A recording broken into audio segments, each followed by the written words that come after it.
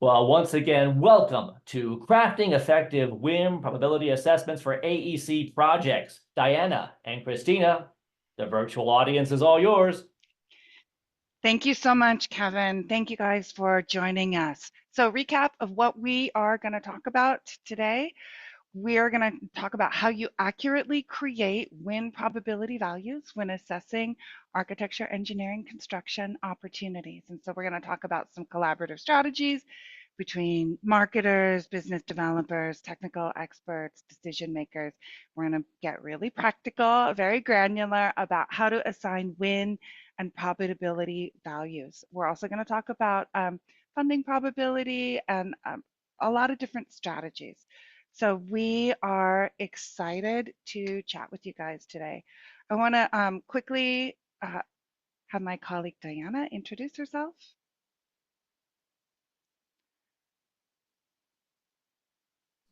Hi, everyone. I'm Diana Lovelace. I am Director of Product Management here at Uninet for the CRM product. I have been in the AEC industry, marketing and business development for, 25, 30 years. And I've been with the Uninet CRM product, previously Cosential, for about 16 of those years. Thanks, Diana. So I am Christina Leahy. I am Senior Sales Enablement Engineer with Uninet CRM, formerly Cosential. We are CRM and marketing product. Diana and I have worked together for a couple decades.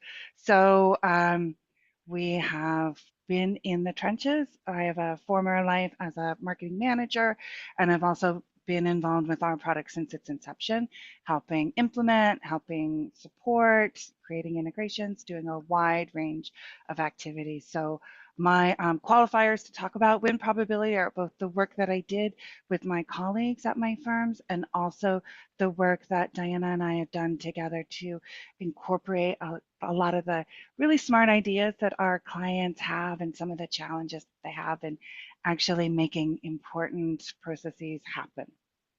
So anything we mentioned, please feel free to, as we talk, throw your questions into the chat. We want to very much be sure that we focus our time together on what is most helpful for you.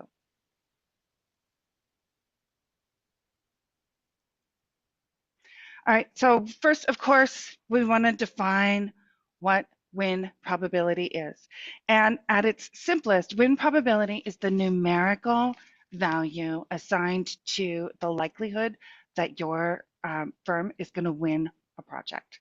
Okay, so pretty obvious, but it also goes by a lot of different names. We would be remiss if we didn't mention there are many names for win probability. Also probability of win, also P-win. What's the other in the construction one? Is the get percentage, right? There's a lot of different numbers, all for the same idea. There are a ton of factors that obviously can influence your firm's likelihood to win. All the stuff like that we know about: past performance, what's our relationship with the client, how many competitors are there, is this part of our core market, how compliant and excellent is our submission, do we bring unique value to the table? There's many different factors. And one of the things that I want to be sure that I clarify here is that all those things that we're talking about can also be components of an effective go, no go approval process. So something that Diana and I are also super passionate about. That is a separate topic. We did do another SMPS webinar on that topic, and I encourage you to check that out. We're going to not get into the whole world of go, no go. We're really going to focus on this one number, one or two, that is a component, ideally, of a go, no go process. Okay.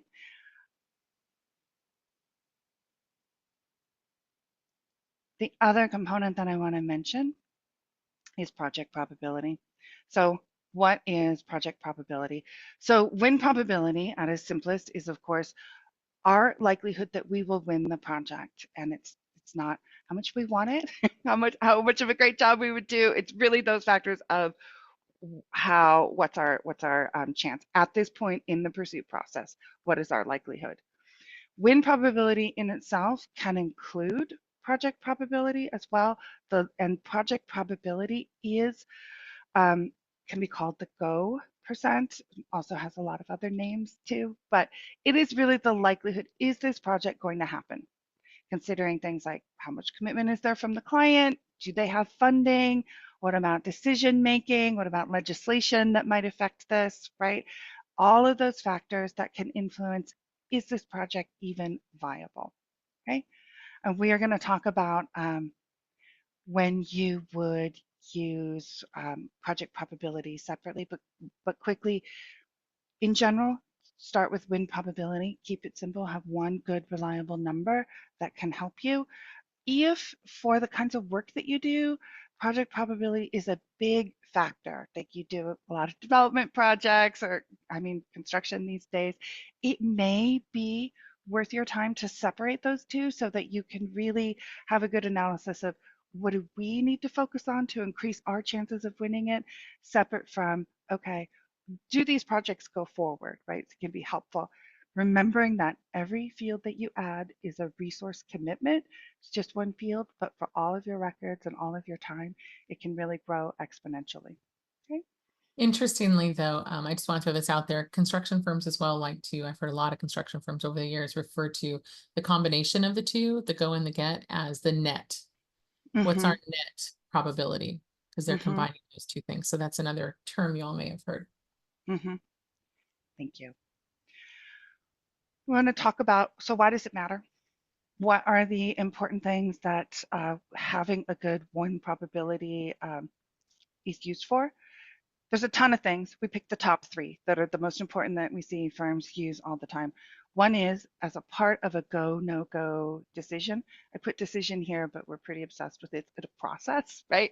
It's not just a form. It's not just a decision. It is very much ideally a process where we're all on the same page with our colleagues about making decisions going forward.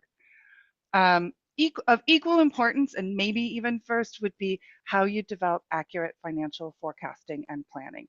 Because typically take the win probability value multiplied by the value that you're tracking for the project in your pipeline, and that could be either the total fee, your fee, or the estimated construction cost. So that value multiplied by the win probability gets you your factored value. And again, that has a lot of different names. Diana, what are the names that we see Weighted, about? net fee, weighted fees, those kinds of things. Anything that's determining or looking at that factored number, because it's giving you a more accurate portrayal overall. When you look at your entire group of pipeline across the whole year, it's giving you a more accurate portrayal of what your potential pipeline looks like, rather than looking at everything at 100%. So I'm going to catch up. I'm going to catch up our little graphics. Go, no go decisions. It's a factor. Go, no go, recap, goals, capabilities, risk tolerance, all those different factors. Do we want to pursue this work? Our likelihood to win should be a big component of that, ideally, but there are many factors that may play into that. Accurate forecasting. This is, as we said, maybe the most important, because when you're looking at, do we have enough of the right kind of work to sustain our firm and grow in the direction that we want to go in? It has to be a factored amount. It cannot be the full amount, because that presents a very inaccurate picture. And this is not what we want. And we've worked with firms that that had a significant adverse impact on their business. I don't know if you want to add to that, Diana.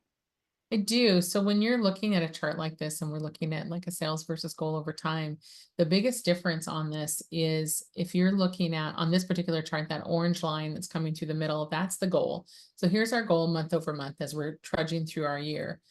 The gold line is that 100% number. That is the non-factored 100%. Where are we at? The blue line is that factored or weighted pipeline number. So if you are trudging through your year, and this is where it comes into, how can it be used in your pipeline management? What are you doing when you're looking at your financials and forecasting? If you are only looking at that gold line in comparison to your sales goals, you're likely going to be disappointed at the end of the year. because you're going to win some, you're going to lose some. And that's where that weighted percent starts to come into play. So if you're looking more at that, your factored or your weighted or the net number, whatever your firm is going to call that particular number, that's got some other things attached to it, you're much more likely to be better able to predict resources. Do we need to hire more people? Do we have too much work and not enough people? Do we have not enough work for the people that we have on staff? Are we going to wind up in a situation where we don't have enough work for our staff and we have to have some layoffs? All of those things start to come into play when you start looking at the differences in those numbers. So for me personally, when I was doing implementations with the product and advising clients, I always recommended, before you've won something, you should always be looking at that factored number. Once you've won it, of course, then you can look at the full 100% of whatever the number is that you've won. But before that, you should always be looking at that factored number just to help you make those decisions better. Thank you. Another component of having those are the two really most important ones, go, no go decision and the financial forecasting and planning. Another really key one, and as former marketers, we'd be remiss if we didn't champion for this, is to help allocate resources, right? Nobody has unlimited time and money. So one of the things that you can use this number for is to help determine what kind of marketing, technical staff, what the overall resources devoted to this pursuit would be. My firm, once we were really had a great system, we started going all in on really important submissions, custom covers and an executive summary and theme statements and a whole kind of thing to really make a dazzling package to deliver a message that we spent a lot of time crafting, which is great and worked really well for us. But then our colleagues were like, okay, so everything I bring to you, we would love to have that same level of attention. So what we did is we created kind of a small, medium, large package so that not every submission was couture. Part of what determined which level of effort that you got from marketing and technical was the likelihood of winning plus the fee, right? So what's the estimated value, and the package determined small, medium, and large. And that helped us be collaborative team members. We want to help you win every project that you want to go after, but we also want to be good stewards of our company's resources. So that's another really helpful way that this one number can be a great tool to have an effective team. Did you want to chime in, Diana? I feel like Well, I want to chime in for one thing. I'm gonna drop a question into the chat.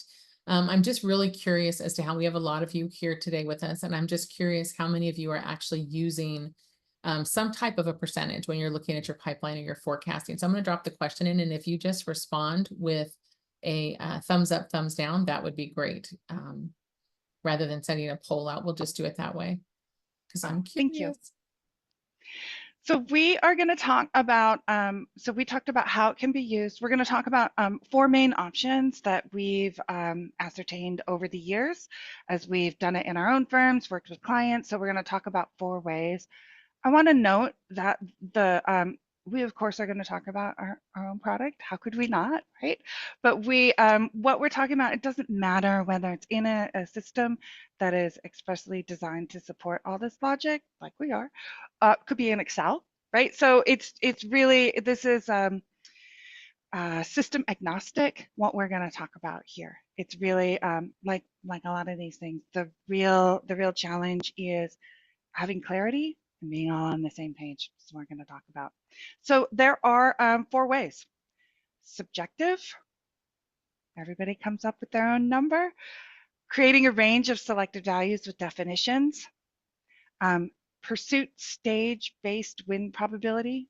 That means where we are in the pursuit stages determines our win probability value, how far we got, and calculated results from a go, no go form. Those are the 4 things that we're going to talk about. We're going to talk about how, and then we have really strong opinions, which are definitely our opinions, which we will share with you. We would very interested in your take, or if there's a method that we haven't yet encountered. So we'll very much dive into that. The first one, subjective.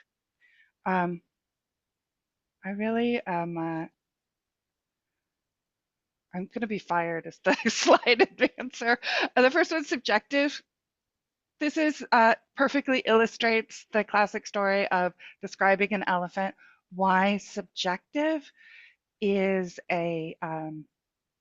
it's a method with a lot of flaws. We work with a lot of very smart people, and at the level of people who are assigning go, no go, win probability, lots of years of experience, very most definitely their own take. One person's 25% is absolutely not another person's 25%. Subjective is better than assigning 100% to everything, but only marginally.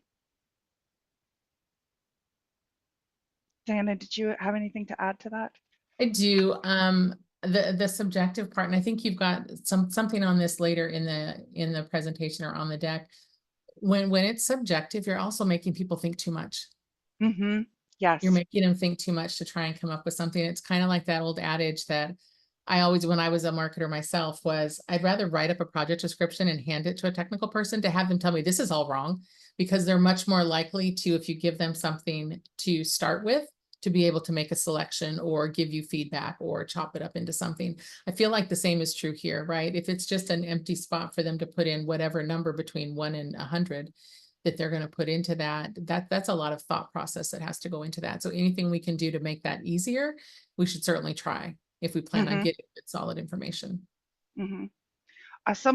We work with a lot of analytical, smart people who look at issues in a very deep and thorough way. And speaking as an overthinker, it's a gift to me if you do not give me the opportunity to overthink something.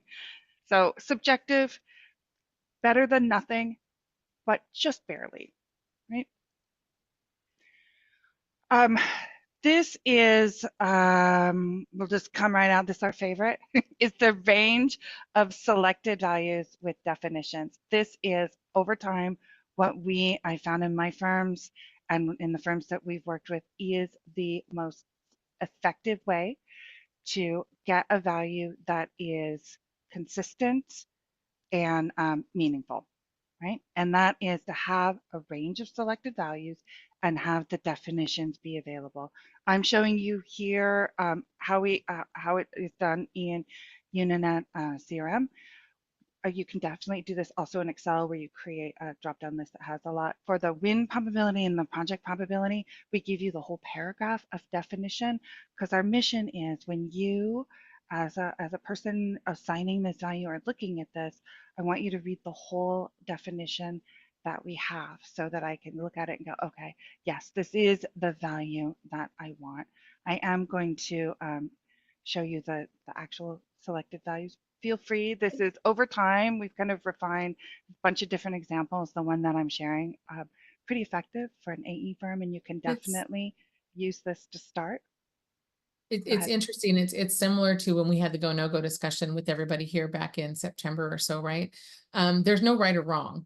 As long as you're doing something, then you're starting to move forward, and you're doing something. These are things that made sense to us over, like we said, over the years. We've kind of adapted this, and as a best practice, this is something that when we were, again, on the implementation side of our product, would help when we were doing consulting calls and that type of thing. But these definitions are things that made sense to us as you're going through this. And for me personally, this is my favorite method right here. And the reason is, you've got everybody clearly understanding what it is you're wanting them to do and where they should be falling, things should be falling into. And it really helps get away from the passion project piece, because you've got some solid pieces of logic in here as to why we would be here versus here. So it helps, again, continue to direct people in the direction you're trying to get them to make those good, solid decisions when they're putting numbers on here. Because as we talked about, that pipeline number, that forecast number, could have a huge impact on your firm, right? We were talking about resources, making sure we have enough staff. We're talking about, do we have too much project? I mean, all of those things come into play. So it's really key and important that you make some solid decisions when you're guiding people in what to do here. And that this value is really win probability, our likelihood of winning it. And one of those things that we used to have the discussion was, okay, I know there are projects that we want to do and markets that we want to expand into. That is a part of our go, no go decision making, right? That's not this value. This is truly, do we have the experience to and the staff to win this work and the relationship with the client, all of those things. That really, I won't lie, we had to revisit the definition of win probability more than once, because for the projects that our colleagues are really excited about and got into this industry to do, they can really want to make this number correspond to their level of passion, right? Yeah. I Christina, we've got a question. Can you go back to the go, no go slide? Also, if you all are Which one? interested in our banting back and forth, we did do a go, no go presentation. It is in the My SMPS for their learning lab last September on go, no go, where a lot of these conversations and concepts were discussed there as well. Can you back us up a little bit, Christina? Can I? Let's see. Let's see if I can. Let's which mean like this guy go decision making. Is that what you were thinking of? Right? The Right? factors that are involved, right? It's a very high level. Don't get us started. We'll talk about go no go the whole time, right? There's a lot to it. Was the question about what's involved in the go no go? Is that what we wanted to answer, Diana? I think we're good. I just wanted to get a quick view of this slide again, or grab a screenshot of it, I'm sure. Hey, Oh, perfect. Diana We can and carry Christina, on. can I interrupt real quick? Just we have You can. we also have two Absolutely. questions in the Q&A. Answer those now or later. I can read them off, or you can. It's okay. So we do, I'll go ahead and read them off. Can you base factored fee off of win probability and other factors such as the go probability? Can Yeah, and Diana answer that's that? one of the questions we're going to get into, is when you start to think about, okay, what's my actual calculation? And what a lot of firms like to do is they will take their fee amount. If they're architects and engineering firms, right, they're going to take their fee amount, multiply it by the go or the project probability, and then by the win probability to give them that solid factored fee. If you're not utilizing project probability, that's fine, right? Then you're just looking at it by your win probability. And again, some firms are going to call that the go and the get. Some are going to call that factored number that comes out there at the end. That's being referred to as their net fee, right? What are we actually going to get to at the end of everything? So those things can be used in combination to come up with that. Was The there next another question as there well? is, yeah. Is One this more. only data available if you are already using the go, no go forms through Uninet? No. So No. think of this as system agnostic, right? So if you are using the Uninet product and you're using the go, no go forms through Uninet, yes, you can use them in conjunction with your win probability. You can bring your score into a win probability calculation if you want to. And I think that's one of the things that Christina has in the conversation here as well. But whatever tools you're utilizing, you should be able to bring, as we all know, the go, no go process is more than just a form, right? A lot of firms are going to have some kind of a kickoff call where they talk through those things. And that go, no go process might include a form to give you a number, a score, right? That's going to say, okay, right away, this is either a yes or no, throw it out or keep it in. But then it's also going to be one part of that conversation. Yeah, this is our score, but we also know this, this, and this. It really isn't part of the questionnaire, isn't part of our form. And by the way, this is what we think our probability of win is based on these 3 or 4 factors, right? So all of those things can come into play to help you with that overall process. Great question. Can someone type out the calculation for factored fee? Absolutely. I can throw it in here. I think Christina has it on the slide, but I will also put it in the chat. Thank you, Diana.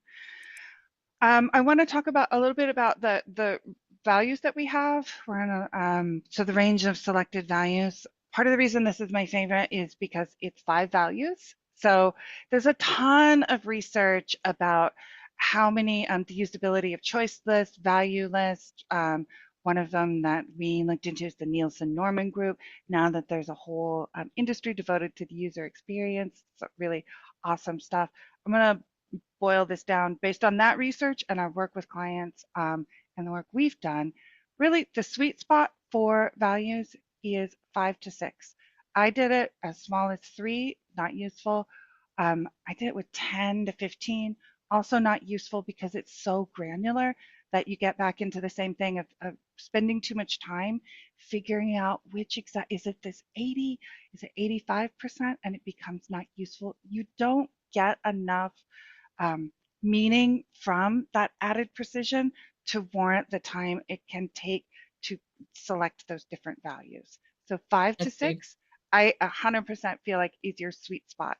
No more, no less. And this is also, and we'll talk about this, whatever you pick, the most important thing is to pick something and then have a plan to refine it, right? So don't get caught up. Maybe you wouldn't, but I always got caught up in, I want to make the absolute right decision now and stick with it forever. No, pick a method, know that you're going to change it. Did you want to add to that, Diana, I about do. I think that what you said right valueless? there speaks to a lot of things. And whatever you're doing for your marketing and BD processes, you're always reviewing them, always improving, right? What can we do to improve and make this process better?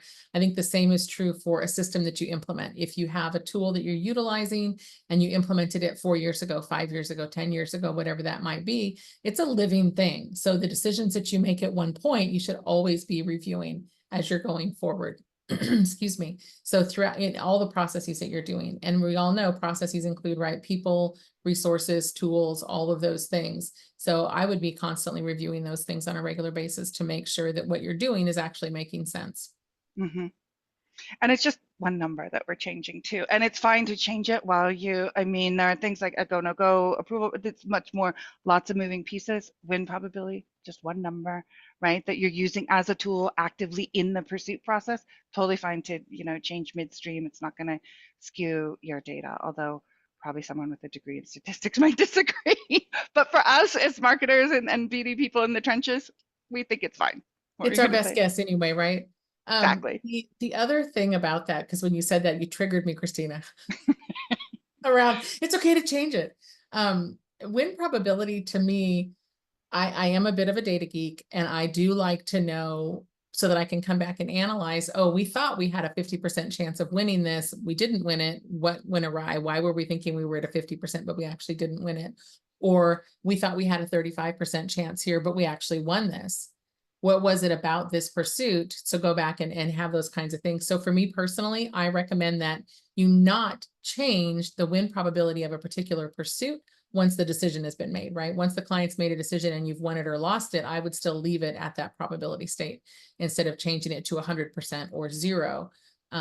Because I also recommend you should be looking at that weighted number before a decision is made, right? When it's just up in your pipeline and you don't have a win or a loss yet, and it's in your pipeline, you should be looking at that weighted number, that factored number.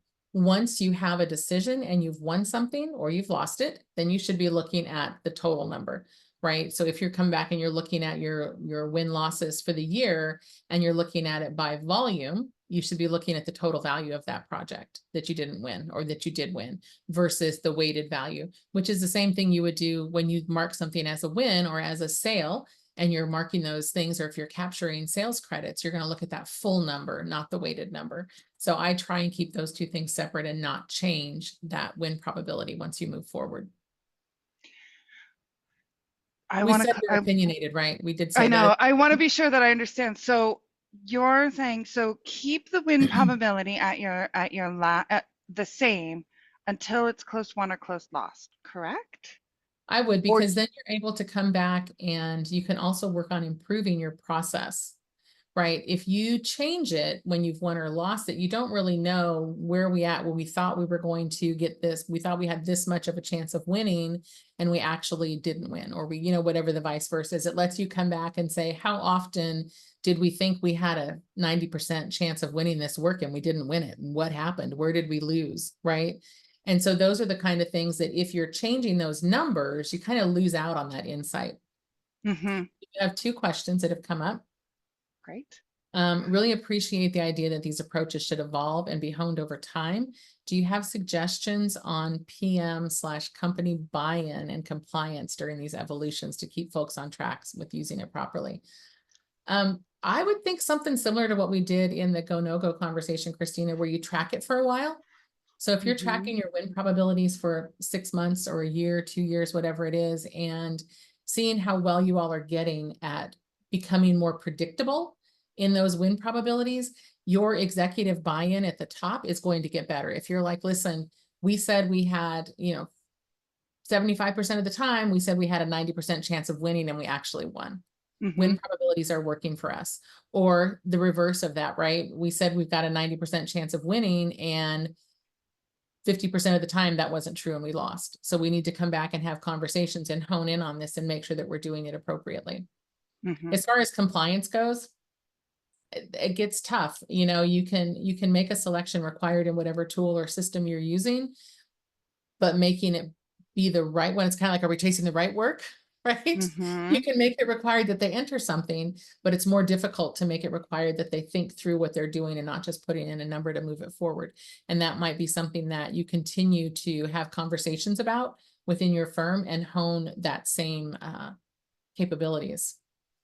We do talk a little bit. We're going to talk about the different methods here. And then we do talk about, okay, well, how do you make this happen? Right. And we're going to dive into that. These are great questions because there's always the thing we want to talk about.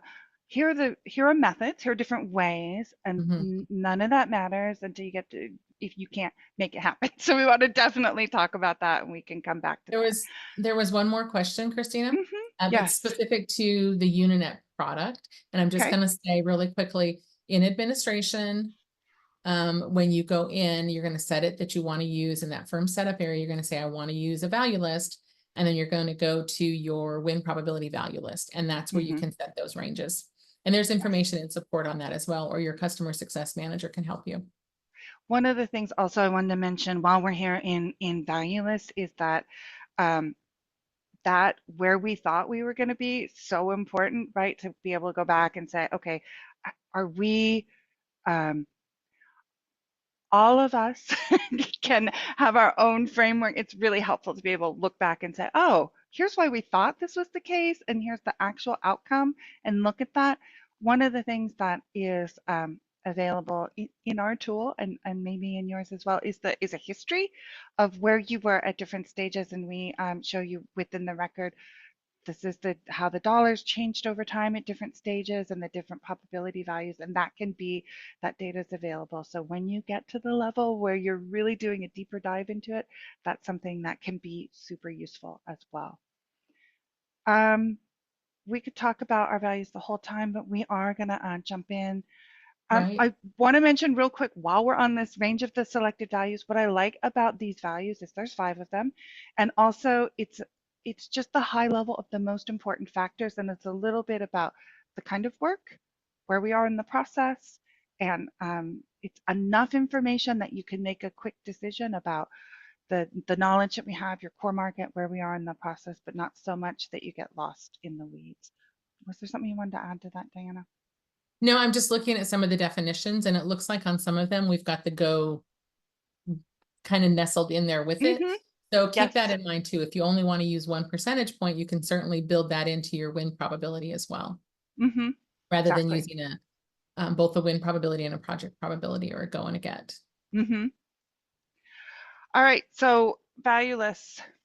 Another option, this is an option that you can do in Excel or in your system, is to assign a win probability value according to where you are in the process. And this is an example, pursuit stages based on an architect engineering, where shortlisted and interviewed are typically part of the process. So this is from the prospecting, maybe we're going to go after it, to we've received something that we could respond to, we're actually actively preparing it, we've submitted something for the client to either say yes or move us to the next stage. We've been shortlisted. We made it to the interview. We've gotten a verbal award. I would be remiss if I didn't mention here that I typically recommend best practice. Verbal award is when the client says that the project is ours. However, we at my firm did not change it to either to closed won until we had a signed notice to proceed, a signed contract, or the project manager swore on a stack of documents really good point. that it's real. The last firm I was in did civil work, or engineers and environmental scientists and wastewater treatment plants. And we had a wastewater treatment plant that we won. We were in contract negotiations for 5 years. So it was a win, but it was in contract negotiations for 5 years. So those kinds of things are just awkward to try and account for right? Mhm. So I'm with you there on we've won it. We don't have a signed contract yet. We don't actually have that money's not actually on our books yet, right? It's still in a pipeline type Mhm. state. So these are some percentages. They're defaults in our system. You could do the same in Excel or in another system. These are percentages. They are, I mean, they're okay. Again, better than nothing, right? I don't know, Diana, you don't love this. I do, I because I have and we have a specific question about this. So thank you for asking this question. I do not like this method for me personally. It doesn't make sense to me. I mean, clearly it makes more sense that if you submit, you're going to have a better chance of winning than if you didn't submit, clearly. But in the world that we all live in, where we want to get to, I imagine, is that relationship selling, right? We want to be knowing that we're pre-positioned. If you didn't know about it before it hit the streets, how likely are you really to win this? If you don't have a solid relationship with the client or have been building that relationship with that client before that RFP hits the street, how likely are you to win this thing? Is it wired for somebody else? So all of those things start to come into play. And I think that's why I think that the method where you're giving a well-defined reason for each percentage point, you're going to get a more accurate portrayal of your pipeline than moving it as you move through your stages. It doesn't mean that you have a better odds of winning that work just because you've been shortlisted or you're at the interview stage, right? It's in that weird spot, but that is a definite difference of opinion for a lot of people. And as I said, I'm opinionated. I own it. And that's for me personally, this method doesn't make a lot of sense to me, but it does to a lot of people. In fact, this is the default configuration in our system. This is the default configuration that we have. Is that percentage point changes automatically as you move through your stages, and you can change those. Yeah, I don't hate it as much as you, but it's not my preferred method, right? And I feel like if I made it to shortlisted, like it's realistic, but again, Right. we want to jump into the last method, which is using the calculated results from a go, no-go form. So this is an option that's available in our system, but also it's available to anybody. You could have the results of a go, no-go form determine the win probability value. This is method's pretty hardcore, right? There's some real utility in it because you know that it's a formula that's feeding it in there. It is it's a lot to make happen, and it can be a lot to actually execute and require on every submission. Diana, do you want to chime in on the effectiveness of this method? The effectiveness of calculating the results from a go, no go. Yeah, Yes.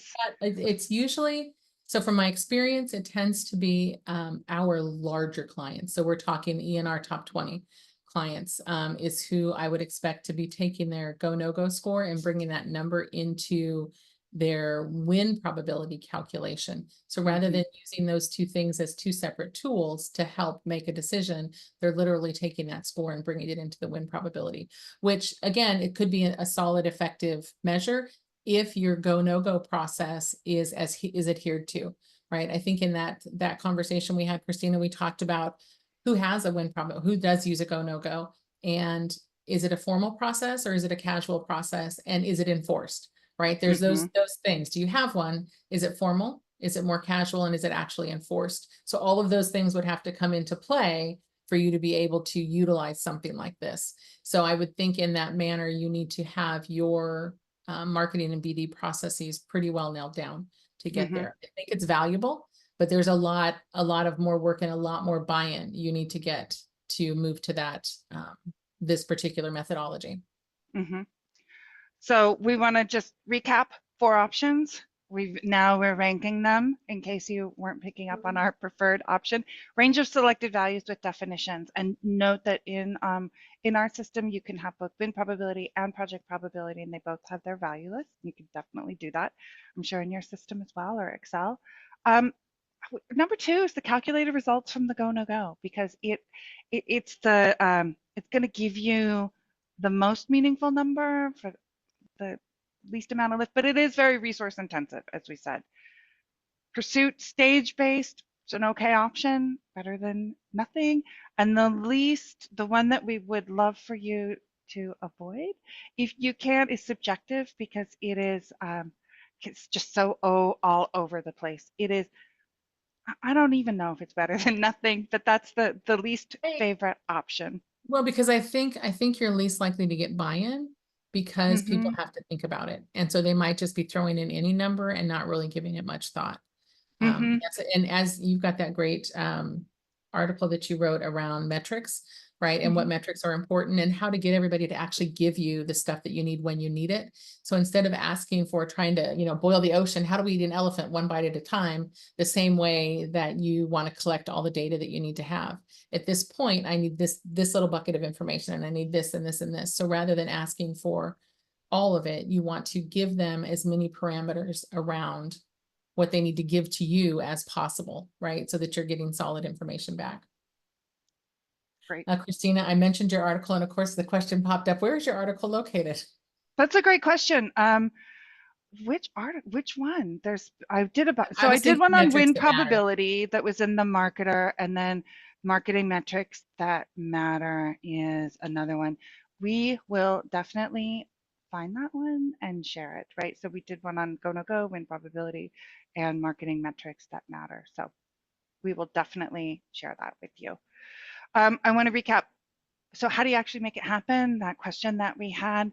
First, understand why you're doing it, right? So of the three reasons, the top reasons, and it could be all of these, but it's really important that you determine as the champion in your firm what you're going to get the most value out of and what's most important to your decision makers. So you want to determine your North Star.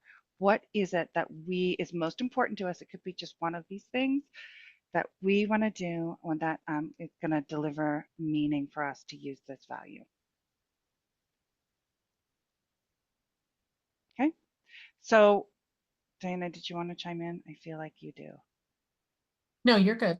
Okay, so you have a North Star. How are we going to use this value? What's it going to matter?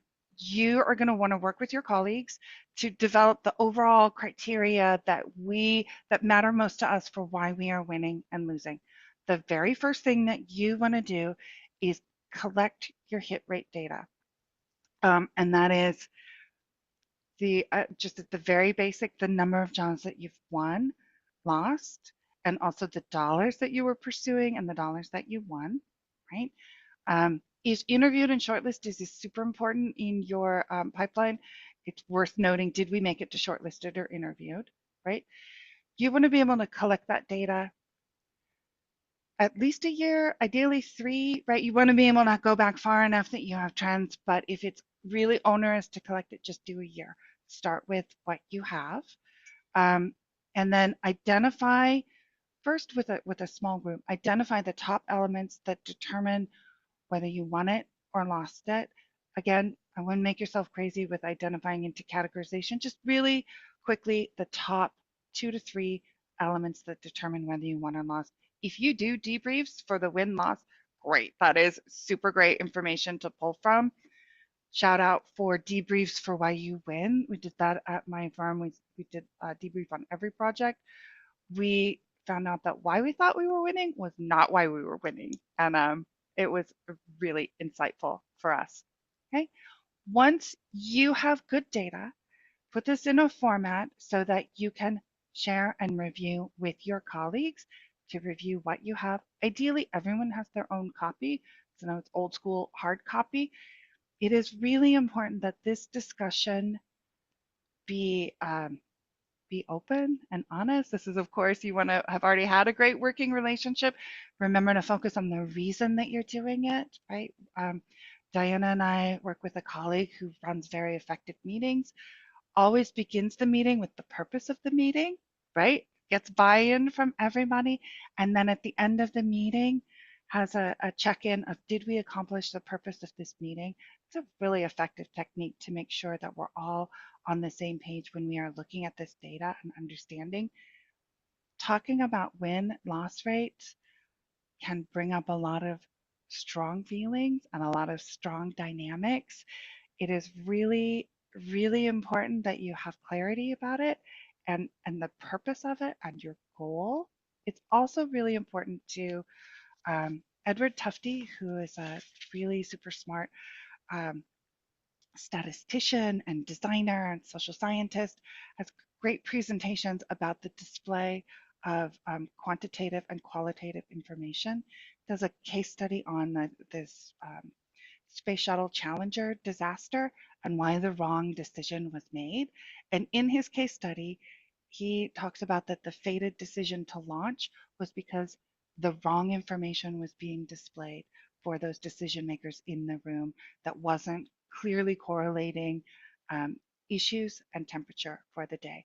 And in the absence of good data, what happens is swapping of anecdotes. And I'm sure you guys have all been part of conversations that go like that talk about that of like, oh, well, I remember we won that job. No one thought we were going to get it, but then X happened and we won it. And then it just becomes anecdotal. With that kind of swapping of anecdotes, you're not going to get a decision making where you have clarity with your group about the key factors that influence your likelihood to win the project. And I know that the word data and data driven has become buzzwords, absolutely, out in the world. I hear it all the time, and we're trying to, every product that we build or feature that we add, we're going to help you make better data driven decisions. But it's true. And if you're trying to get buy-in on adding a win probability to your pipeline thoughts and pipeline calculations, that might be a key term to use when you're having those conversations with your executive team and your technical staff as well.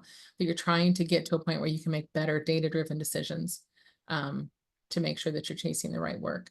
I love the thought you had on here, Christina. I'm looking at your notes for this particular slide you've got up around the terms and the verbiage that you're using. So when you go into this, it's really important to make sure that everybody has the same understanding of what you're talking about. Another one of those things not really related to win. I mean, that could be related to win probability, but when we're talking with clients and they mention, oh, can I capture sales credit? Well, yeah. What does sales credit mean to you? Because this is what it means to me. What does win probability mean to you? This is what it means to me. So all of those things I would want to, if you're putting together a new process and you're bringing this stuff into the fold and you're talking about pipeline and building that into your process, I would definitely make sure that everybody is on the same page as far as definitions of terms that you're talking about. And this is those definitions. That is a really important thing in those discussions. A lot of times we would go through, really identify the top 2 or 3, not belabor the definitions, but then after we've really gotten a sense of what are the things that are most affected or that we think are influencing the decision, come back and really talk about, okay, so it was outside our core market. Are we all agreed on what our core markets are? Right? These are very basic concepts. That's really important because in having that discussion, you can find out people have very different ideas about what our core markets are, or like, have we worked with this client before? Do we mean just the overall entity? Do they have different divisions that have different procurement processes, right? How specific should we be to be helpful about whether this is a new or repeat client? How long ago did we work with them? There was another, the other really good example that you had, Diana, is did we know about the project? What's pre-knowledge of the pursuit, right? What was your example with that? The different. Did we know before it hit the streets, right? Because if you don't, Does that mean like a week ahead, or like right? What does that mean? That like, oh, I found out about it right before it was published, but no, did you actually know about it before? And did you start to pre-position your firm for this pursuit coming up, right?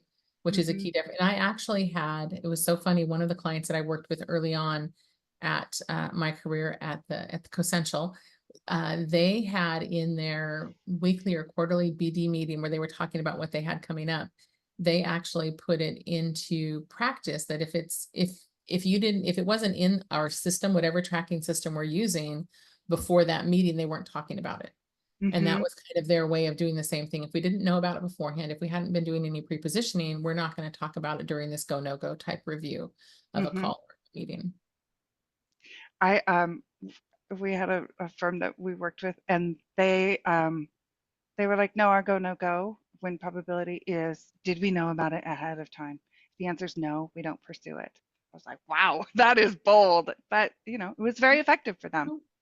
So those terms are really, really important.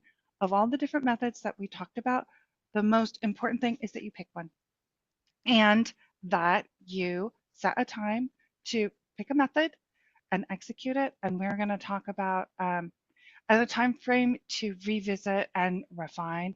I think every 3 months is actually reasonable, but it's like exercise. What is the best kind of exercise? It is the one that you're going to do. So same thing. The best method is the one that you are going to be able to execute at your firm. Same thing with time frame. It could be 3 months, 6 months, yearly, whatever time frame you have. One of the things too is that this is another way to get buy-in too. Like, okay, let's try it, right? Let's do this as an experiment. It's not.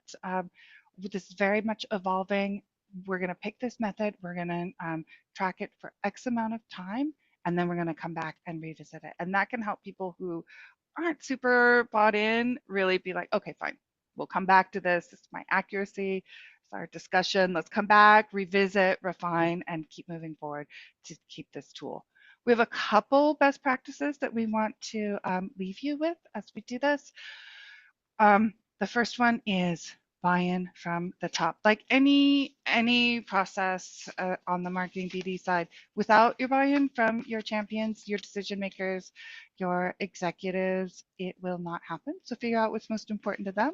That's your number one reason for having a And there's good always that, probability value. there's always that question, right, of what's the easiest way to gain that buy-in? For most, it's bring data, put something quantitative in front of them that says, look, we've been doing this over the last 6 months. We've been predicting in our forecasting, our pipeline predictions are spot on, or they're dropping a little bit. So we know we need to go in and do some work. That's what these numbers help us do. Does it save us time? Does it save us money? Does it make us more money? Right? All of those is what we want to show. And that one of the things that we did that was effective for us, as for all the different processes that we developed as a marketing team, was that when we won big projects, we would do kind of a case study, and we would definitely incorporate all the different tools that we use that really helped us execute. Developing in the go-no-go process, the win probability, all the different pieces, so people could really see how their time and effort and how all paid off, and it was And why those really things great. are important. Yeah. This is because Diana is so obsessed with this. I wanted to mention it here again. Keep the win probability at the last assessed value, because it's a really helpful way to be able to come back and say, how good are we at predicting this? Right? Absolutely. If you want to use that as a stat to put in front of your executive team to help with that buy-in, you have to keep it that way. 100%. Assign a value to all pursuits, right? Because you want to have this data for everything. You could decide that win probability could be assigned by the colleague that brought this lead forward, or could be when they bring it forward. And then in my firm, if you brought it to us, you could assign the win probability value, but actually our marketing team assigned the win probability value, and we did it for everything. So some of the smaller jobs, we were in charge of it. Do what works for you and your colleagues, but it is assign a value to everything. It is really important. Great. Do you have anything to add to that, Diana? I don't, not at all. We will be getting links to some of the articles that I mentioned over to Kevin, so he can include them for you all.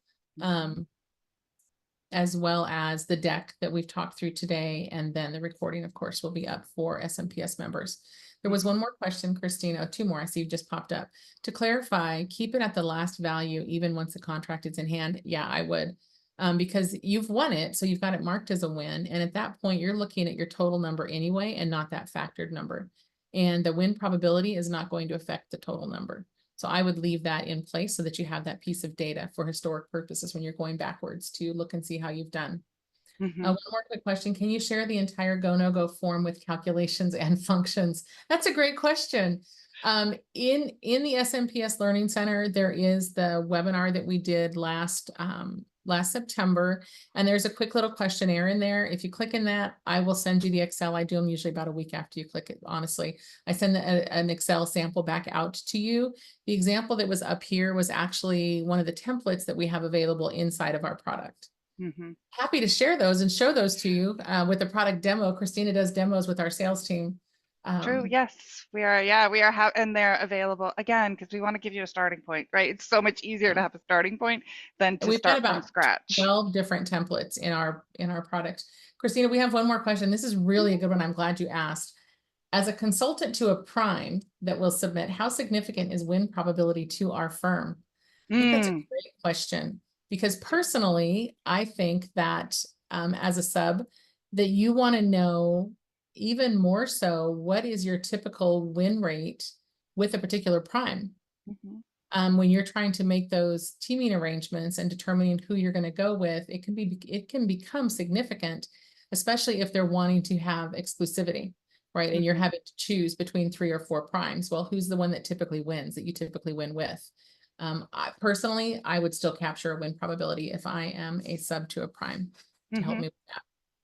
And in that scenario, the win probability will the ranking will be much more about that prime's success rate and understanding that. And one of the things that Diana and I are pretty obsessed with is making it easy to be able to develop those statistics about, okay, how many jobs are we pursuing? How many teams are we on? How well is my prime doing? What's my ratio of prime to sub? And what's my relationship with those? So yeah, and if I would think we should probably have a session, Christina, just on go no go as a sub, because it's a completely different type of questions when you're going in and putting together a go no go and you're a subcontractor, because the prime is really the star of the show, right? The prime is the one that's bringing everything forward, so a lot rides on them. So a lot of around that go no go, even the win probability is going to have to do with your relationship with that prime and their qualifications and have their relationship to the client. And your previous history with them. Yeah. Like really, how can we demonstrate that great history? The value, I wanted to just one note on the assigning a value to all the pursuits, right? For those of you, you can always require that in your system or in your spreadsheet. It can always be a required value. Typically in our system, because we let you require by stage, I don't require it until we're actually, it's a go, right? One less field, right? We want people to just enter data when they're thinking about it, not get onerous, but we have to have that value to be able to allocate the revenue. And that typically starts at well, actually at the submitted stage, but I like to ask at the go, no go, right? To bring that in there. Are there any other questions that we wanted to be sure we address, Diana? I think we got through all the questions and the chat comments, so I think we're good. Great. Thank you guys so much for joining us. Please provide your feedback and we're happy to follow up with you. Thanks so much. And we got a minute to go. So Diana and Christina, can I ask, do we have any final comments or takeaways for our audience today, just to put a bow on this before we wrap up? And I actually have one more question that just flew in right under the wire. Okay. And this is a great one too. What value do you recommend using for on-calls? I would be interested in your take, Diana. I have a response. So it is interesting with on-calls, and with on-calls, I do recommend. So with an on-call, I like to have, first of all, a separate stage. If you're in a system, I like to have a stage that specifically comes up as it's a one on-call, because it doesn't get closed, right? Because then you've got the work orders coming in under it. So that thing is going to stay open continuously. And Christina, we haven't talked about this, so I don't know your opinion on this. I would put on an on-call for my win probability, I would use the same stats, the same methodology. Did we know about it? What are our odds of winning it? Now the work orders that come in under it, right? So the work orders, sometimes there's 5 people that won that on-call. So even though you've got an on-call or some type of an IDIQ type umbrella, doesn't mean you're going to get everything that you go after as far as those work orders go, right? So it's a little bit different. My mic is close to my hand today. I keep hitting it. So for an on-call, I would use the same values that you're using for a regular pursuit. I would change up though your stages and when that on-call itself is closed. I don't count the on-call as a win. I count the work orders as a win. I agree. The overall win probability is related to the on-call, and the most important thing is that you're still tracking the on-call, because you can win that on-call IDIQ contract award vehicle, but if you are not maintaining the relationship with that contracting officer, and responding and making yourself aware of upcoming task orders, you could maybe not win any task orders from it. Yeah. So it needs to be tracked separately, and that different work orders, they would have their own win probability based Yep. on how many other people won. Yes, it is. I mean, that's why we feel so strongly about this, because both of our firms did a lot of on-call work, and that's why we have a lot of tools that really help manage those, because they can be such a huge component of pipeline. Typically, we see firms have kind of a separate pipeline for on-calls and associated work orders to kind of bring them out of the fray. It's so funny. It still surprises me every time when I hear that the ERPs that are out there that are built for our industry don't handle on-call IDIQ type contract management, that it falls into the CRM world Mm-hmm. It's true for that. managing those dollars and dates, but it's all good. Kevin, thank you so much. You bet. Again, this was a really great learning lab. I love these because there's so much good back and forth and just hands-on information. Ladies, again, any final takeaway, or shall we just wrap things up? Are we good to go? We're good. She dropped the mic. Very good. Well then, on behalf of SMPS, thank you again, of course, to our great presenters, Diana Lovelace and Christina Leahy, and to all of today's participants. This program has ended. You may now disconnect. Have a great day, everybody. Take care. Thank you.